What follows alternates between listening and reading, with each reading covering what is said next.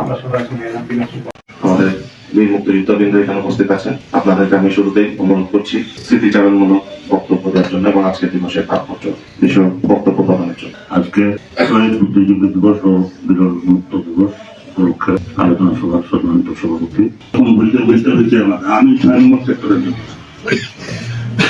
আমার বাড়ি আমি 6 নম্বর সেক্টরের বন্ধু। তারপরে আমার জানার মধ্যে কিছু বলো, আমি যুদ্ধের বানানোর সময় আমরা প্রথমে আমি গঙ্গারামপুর প্রাথমিক কেন্দ্রে ছিলাম। এখান থেকে আমাদেরকে হায়ার ট্রেনিং করানো হয়। দার্জিলিং পাহাড়ের উপরে একটি ইন্ডিয়ান আর্মি ক্যাম্প ছিল, ওই ক্যাম্পটা খালি করে দিয়ে মুক্তিযোদ্ধাদের প্রশিক্ষণ দেওয়া শুরু করি। ওখানে আমরা প্রশিক্ষণ গ্রহণ করি, নামটা হচ্ছে নামটা পাওয়া শুরু করি। ওখান থেকে আমাদের প্রশিক্ষণ সেটা যুদ্ধে আমরা বিভিন্ন জায়গায় আমরা পারফর্ম করছি। তারপরে এই সৈয়দপুর থেকে মাঝামাঝি পথে একটা রেল ব্রিজটা নামছি, ওইখানে আমি আহত রেল ব্রিজটা ভাঙা করে আমি কুমার থানা থেকে ওই বোমের তারপরে সুস্থ হয়ে আবার আসি, আবার যোগদান করি। আমি শিলিগুড়ি জেনারেল হাসপাতালে চিকিৎসা দিনে নেওয়ার পরে আবার ফিরন করি। আমি স্বাধীনতা করে আসার পরে আমার মুক্তিযুদ্ধ ভাইদের সঙ্গে আমি তখন থেকে মুক্তিযুদ্ধ কমান্ডার বিভিন্ন ছিলাম আছি। তো পর্যন্ত বাংলাদেশ পর্যন্ত ভারাডাঙ্গি পর্যন্ত নড়াবাড়ি পর্যন্ত আমাদের বিরল থানা থেকে দক্ষিণে ও পশ্চিমে গোটা উত্তরে কোনো গোটা নেই।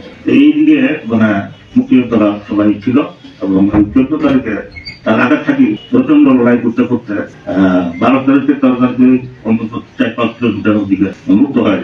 এখানে এই 14 তারিখে প্রচন্ড সংঘর্ষ হয় সাতঘর নাকি ব্যবসায়ী আছে, এখানে একটা ট্রেন ছিল, ওই ট্রেনে এবং এই যে যুদ্ধ দিকে একটা ব্রিজ মহিলা কলেজ দুই দিক থেকে অ্যাটাক করে প্রচন্ড গোলাগুলি হয়। তারপরে কাঞ্চন পালিয়ে যাওয়ার পথে অনেক রক্ত ধরে, অনেক লাগাতার কেউ মারা যায়। নিজে পাহাড় তো যাওয়া যেতে পারে আমার বহরান একটা জায়গা আছে এই ওখানে 45 জন লোক একই জন্য গুলি করে মারা এইভাবে বিরোধটা মুক্ত হয়।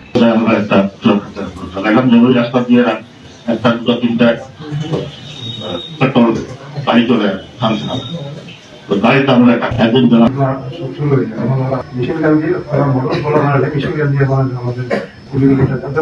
উনি ছিল ওখানে বাঙালি আর ক্যাপ্টেন তাহের উনি আছেন, ওনাকে মানে ঠাকুরদা যাইতেই ওনাকে এখন আমাদের যুদ্ধ শুরু করে দিয়ে শুরু করা এত শুরু মানে তখন আমরা নদীর এই পারে আসি, আমাদের ফুটবলের পিছনে নদী পশ্চিম পাশে নদীর এই পারে আসি আমরা যুদ্ধ করতে করতে আমাদের নিয়ে গেল 10 মাইল থেকে আমরা পরে ওখানে ডিফেন্স করলাম। ওখানে ডিফেন্স পরে গেলাম বসিগঞ্জ ডিফেন্স করলাম, ওখানেও ঠিকতে পারলাম না, আবার ব্যাগ হয়ে গেল দিনাজপুর 10 মাইল শিয়ালকাজি মাদারে বলে ডিফেন্স করলাম।